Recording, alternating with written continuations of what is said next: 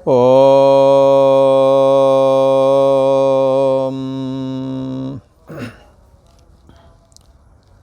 श्री योग वासिष्ठ के उत्पत्ति प्रकरण में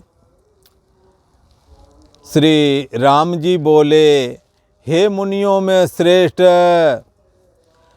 बालक की कथा क्या है? मुझे बालक की कथा सुनाइए। बालक की कथा क्या है वह क्रम से मेरे से कहिए। श्री वशिष्ठ जी महाराज बोले, हे रामचंद्र, एक मूर्ख बालक ने दाई से कहा कि कोई अपूर्व कथा जो आगे ना हुई हो मुझसे कह दे, मुझे बताओ। तब उसके बाद क्या होता है, तब उस दाई ने उस बालक के मनोरंजन के निमित्त, विनोद के निमित्त महाबुद्धिमान धात्री जो थी उसने एक कथा सुनाई। वह बोली, हे पुत्र, मैं तुझे कहानी सुनाती हूँ। एक बड़ा शून्य नगर था। दाई सुना रही है कहानी बालक को, कह रही है, एक बड़ा शून्य नगर था, उसका एक राजा था और उस राजा के शुभ आचार थे और बड़े सुंदर तेजवान उसके 3 पुत्र थे उस राजा के। उनमें से दाई कह रही है अपने बालक से, अरे बालक, जो राजा के 3 पुत्र थे उनमें से 2 उपजे ही नहीं और एक गर्भ में भी नहीं आया। ऐसे 3 पुत्र थे राजा के।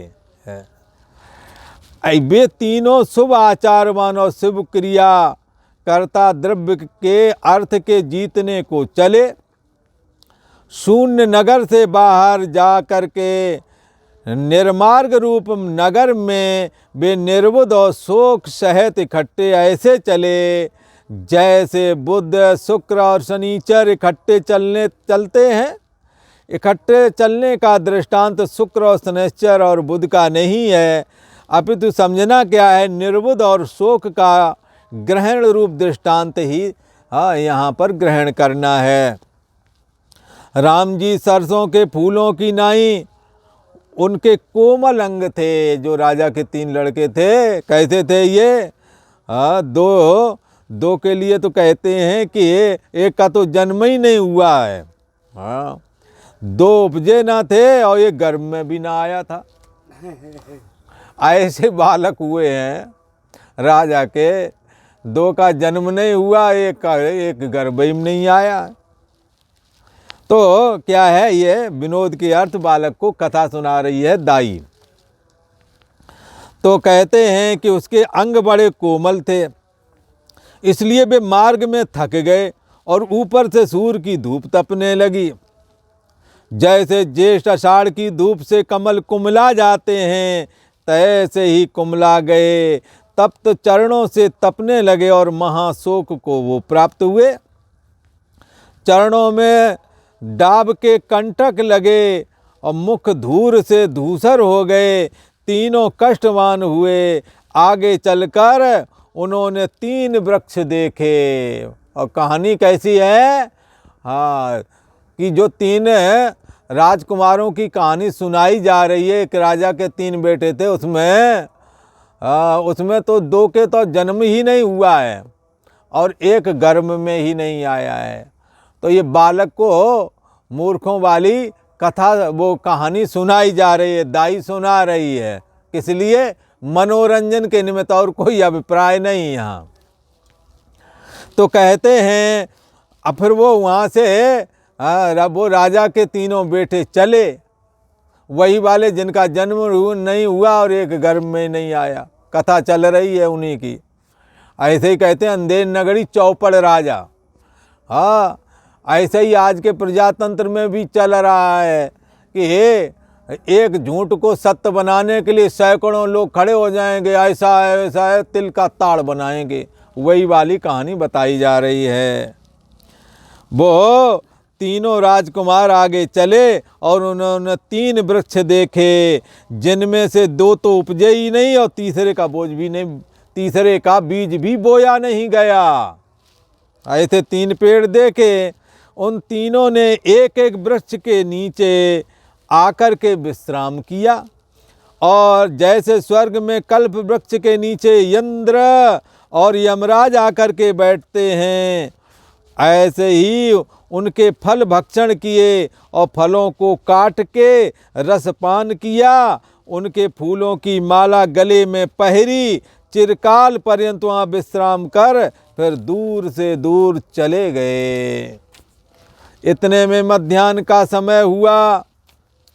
उससे वो तपायमान हुए आगे। उन्होंने 3 नदियाँ देखीं और उनके निकट गए तो तरंगों से वो बड़ी तेजी से तरंग पूर्वक बह रही थीं, तरंगें उठ रही थी। उनमें जो 3 नदियाँ थीं, उनमें 2 में तो जल ही नहीं था, तीसरी सूखी पड़ी थी।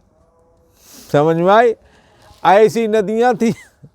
तो कहते हैं कि उनमें से चिरकाल पर्यंत कीड़ा करते रहे, और स्वर्ग की गंगा में ब्रह्मा विष्णु रुद्र कलोल करते हैं और जलपान किया। फिर जब दिन अस्त होने लगा तब वहाँ से चले तो एक भविष्य नगर उन्होंने देखा। किसने? वही तीनों लड़कों ने, राजा के, जो बड़ी ध्वजाओं से संपन्न, रत्न मणि और सुवर्ण से जड़ा मानो सुमेरु का शिखर था। उसमें उन्होंने हीरे और माणिकों से जड़ा हुआ एक मंदिर देखा जो निराकार रूप था। उसमें वे घुस गए तो वहाँ बहुत अंगना देखी, अर्थात स्त्रियाँ देखीं, बहुत सारी स्त्रियाँ देखी। फिर विचार किया कि रसोई करना चाहिए और ब्राह्मण को भोजन खवाया जाए। तब उन्होंने कंचन की 3 बटलोइयाँ मंगवाईं। कंचन का मतलब होता है सोने की। उनमें से 2 का, जिनमें से 2 का करने वाला ही नहीं उपजा है। 2 बटलोइयों को करने वाला ही नहीं उपजा, अर्थात आधार से रही थी, बनिए नहीं थी बटलोइयाँ, ऐसी थी। और तीसरी चूर्ण रूप थी, धूल रूप में थी।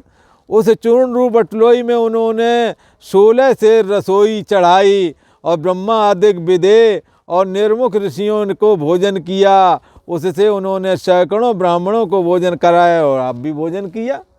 सारी की सारी कल्पना है, कहानी है। इस प्रकार वह राजपूत आज से सुखपूर्वक हैं जो वो तीनों थे। और तीनों की कहानी क्या है? 2 तो जन्म में ही नहीं लिए और एक गर्भ में ही नहीं आया। तीनों की कहानी है, मतलब ये कोई बात, कोई कथानक है ही नहीं। दाई अपने बालक को मनोरंजन के लिए बात बता रही है, कोई घटना नहीं हुई है।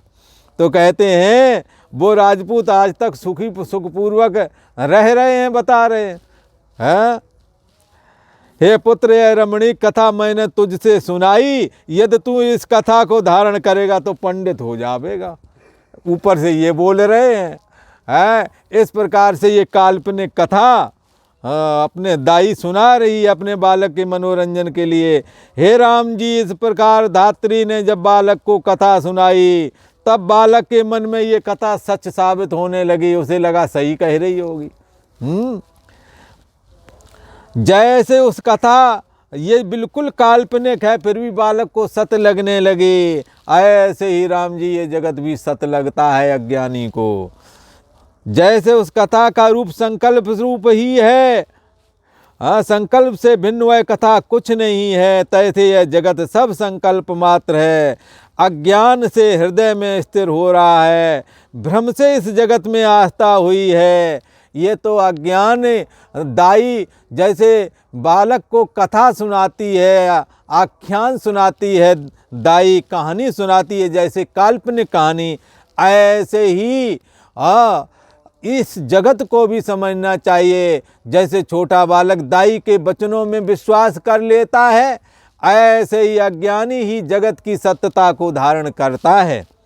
ऐसा कहा, अज्ञान से ये संसार हृदय में स्थिर हो रहा है, भ्रम के कारण इसमें आस्था हुई है। बंधन मोक्ष भी राम जी कल्पना मात्र हैं, संकल्प से भिन्न इसका स्वरूप नहीं। सारा जगत संकल्प रूप है। और आज इतना ही।